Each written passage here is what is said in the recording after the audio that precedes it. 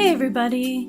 So when I swatched all my watercolors to make my swatch book, I also decided to create a glazing chart too, which is what you're watching right now. I also wanted to create a mixing chart so this video could show you the differences between those, but I haven't gotten around to that yet. I mean, I may have tried to start a mixing chart or two and then screwed up both times, but my glazing chart turned out great, so let's talk about that instead. Mixing and glazing charts are incredibly useful for watercolor painters, and the difference is pretty much how it sounds. A mixing chart will show you how your paints mix together. A glazing chart will show you how your paints layer on top of one another.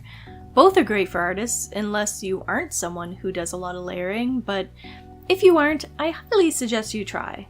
Often with watercolors, at least the transparent ones, you can get more vibrant mixes by glazing them rather than mixing them in a palette. To set up mine, I cut masking tape into thin strips. If you can find that narrow grid marking tape that painters use, that's even better, but sadly, I haven't been able to find any that's reasonably priced. I marked my page, so when I laid down the tape, it would create a fairly evenly spaced grid on my page. I mean, it's not exact, but from a distance, it's totally fine. I arranged the colors in rainbow spectrum order and wrote them on both the top and left sides of the grid. Then I started laying color in horizontal rows, using a sheer but not too diluted layer of paint, following whatever name was written on the left-hand side. I tried to keep the paint even, so you'll see me go over it a few times. And it did pool at the edges where the tape sort of met tape, but that isn't really a huge deal. After that, you let the paint dry, or use a heat tool or something. Once it is completely, absolutely, totally dry, you can start painting the vertical columns the same way you did the rows, layering paint on top of the dried paint, except using the colors listed along the top of the chart. I ended up turning my sheet a few times when I was doing this because I found the movement of going horizontally more comfortable than trying to go vertically.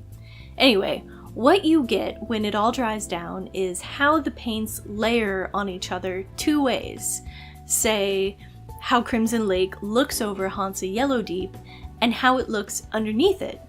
The order you apply paints can make a huge difference and bring out the different aspects of how that paint reacts. Not gonna lie, this isn't my first attempt at a glazing chart either. In my first try, I didn't use the tape to separate the boxes, and it made everything super messy and take twice as long as it should have. Since watercolor only spreads where water or wet paint is applied, I tried making my first chart by painting every other row so they wouldn't bleed into each other, which would have worked in theory, but I was dumb, and I didn't let the paint dry fully before doing the next rows, and then I didn't let that dry fully before doing the next layering on top, so it just turned into a muddy mess. So yeah, if you do a glazing chart, make sure your paints are dry before you layer on top.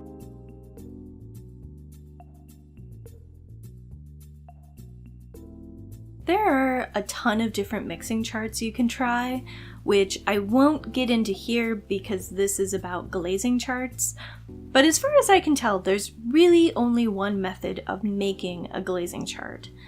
I suppose you could make like a mammoth chart where you show different dilutions of paint, so one half is the paint applied thinly and the other half is the paint applied in a less diluted way.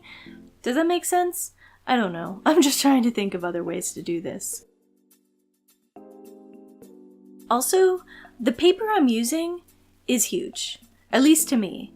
It's Fabriano Watercolor Studio cold press paper in 140 pounds, and a friend gave it to me because she doesn't work in watercolor very often. It feels way thicker than 140 pounds, but I'm not sure if it's just because it's 12.5 by 16 inches or not.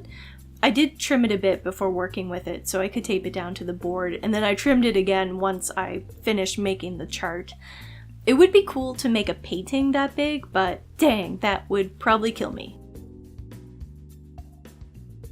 Also, I use fine liners in different colors to mark the colors when I do the final writing along the sides, because I thought it would be cute, which it kind of is. But my writing is super messy, so just ignore that bit.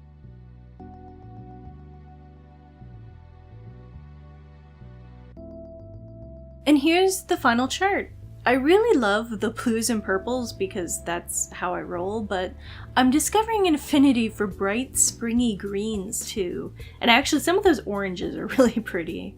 Have you ever made a glazing chart or a mixing chart? If you have tips for mixing charts especially, please let me know down below in the comments. I clearly need help before I waste any more watercolor paper. If you enjoyed this video, please give it a like and please subscribe. I post new videos every Friday and I'd love for you to join my little community here on YouTube.